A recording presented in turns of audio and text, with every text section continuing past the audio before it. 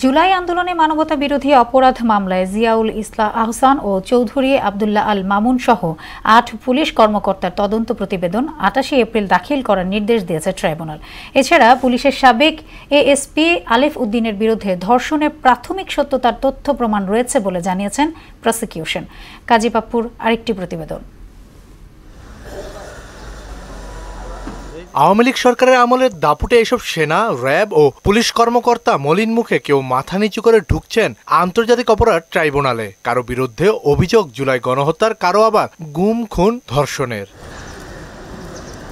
নারায়ণগঞ্জের র্যাব ১০-এর আলোচিত সাবেক কর্মকর্তা পুলিশের এএসপি আলিফ উদ্দিন, যার বিরুদ্ধে আটক, গুম, নির্যাতনের অভিযোগের তালিকা বেশ দীর্ঘ।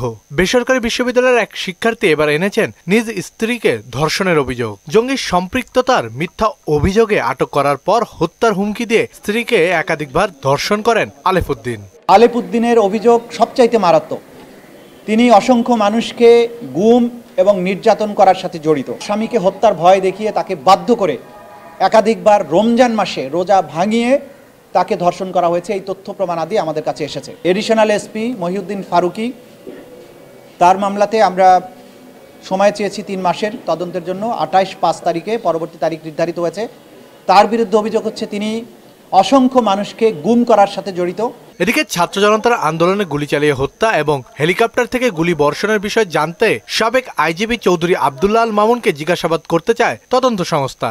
হেলিকপ্টার অপারেশন কার নির্দেশে হয়েছিল, কারা কারা যাত্রী ছিল, কতগুলো ফ্লাইট পরিচালনা করা হয়েছিল, কী ধরনের অস্ত্র পরিবহন করা হয়েছিল, পুলিশের প্রধান হিসাবে তার এটা জানার কথা। সেই বিষয়ে আমরা তাকে জিজ্ঞাসাবাদ করার জন্য একদিনের সময় চেয়েছি। আগামী ২৩শে ফেব্রুয়ারি তাকে জিজ্ঞাসাবাদের জন্য অনুমতি দিয়েছেন একদিনের জন্য। আর ওই একই মামলায় ২ মাসের সময় দিয়েছেন। তার মোবাইল ফোন থেকে তিনি সোশ্যাল মিডিয়াতে বক্তব্য দিয়েছেন ৫ই আগস্টের পরে। সুতরাং তার এই মোবাইলে গুরুত্বপূর্ণ এভিডেন্স আছে, এটা আমরা আমাদেরকে যে কোনো মূল্যে পেতে হবে।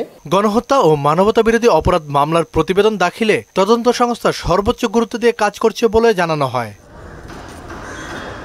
কাজী পাপ্পু, মোহনা সংবাদ, ঢাকা।